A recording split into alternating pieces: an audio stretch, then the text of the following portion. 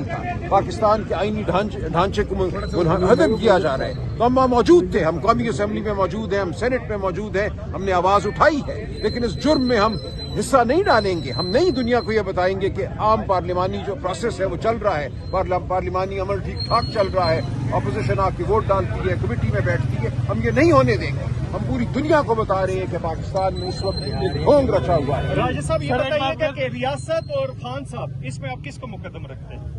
دیکھیے ریاست کیا چیز ہے. ریاست آئین اور قانون کا نام ہے. ریاست پاکستان کے عوام کا نام ہے. ہم پاکستان کے عوام کو مقدم رکھتے ہیں, ان کی رائے کو مقدم رکھتے ہیں, اس آئین کو مقدم رکھتے ہیں جو پاکستان کے عوام کا آئین ہے, اس قانون کو مقدم رکھتے ہیں جو بنیادی حقوق کی بنیاد پر کھڑا ہے, جو عدلیہ کی آزادی کی بنیاد پر کھڑا ہے. یہ چیزیں ہیں جن کو ہم مقدم رکھتے ہیں. سر, اسلام آباد میں دہشت گردی کا واقعہ پیش آیا ہے اور وادہ میں بھی دہشت گردی کا واقعہ پیش آیا ہے, لیکن پی ٹی آئی نے دھرنا دیا ہوا ہے. تھوڑا سا سخت رکھا ہوا آج نے بڑی غصے میں. کون سا سخت رکھا ہوا ہے ہم نے رویہ؟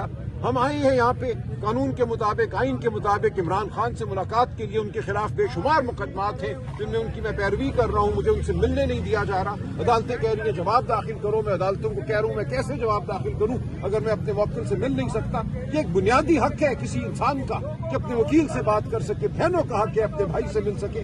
تو کیا کریں ہم؟ کورٹ کی طرف سے تو آج آپ کو کہا گیا تھا کہ ملاقات, تو کورٹ اپنے فیصلوں پر عمل نہیں کرواتی. ہم توہین عدالت کی درخواستیں دائر کرتے ہیں, ان پہ کچھ بھی نہیں ہوتا. ایک شخص کو طلب نہیں کیا گیا.